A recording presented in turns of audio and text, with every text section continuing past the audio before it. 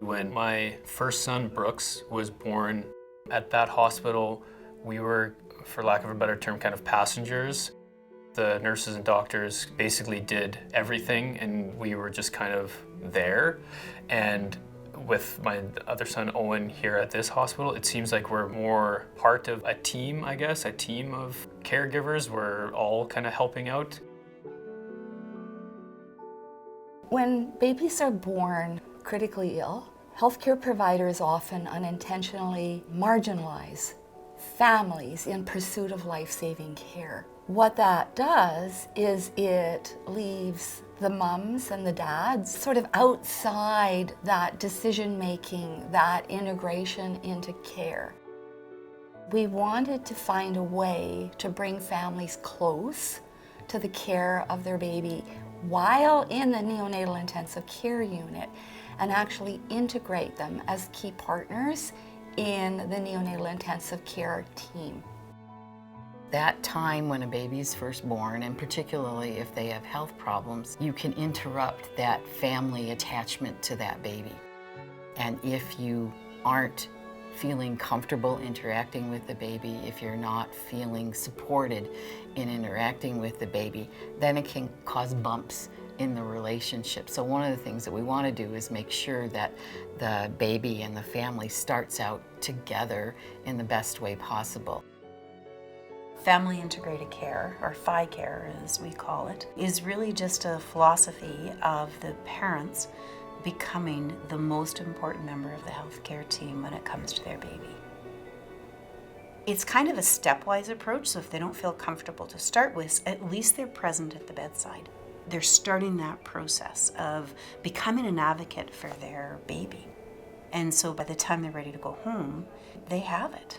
And not only that, post-discharge, they're great advocates for their babies. Families know their babies. Over time, they notice if the baby is not doing as well as they were yesterday. So we integrate families into the care. We respect their knowledge and their preferences to be involved directly in the care of their baby from the time they come in to the neonatal intensive care unit to the time they go home. For any parent, there's often a perception and maybe a guilt or a challenge that we put on ourselves if we don't know what to do. And that happens in all of parenting. It's more complex and more profound when your child is born and is in an intensive care unit. So giving parents those skills to care for their infants just helps alleviate some of that self-doubt. You know, you're physically in there with your hands on them. You're performing some of the day-to-day tasks.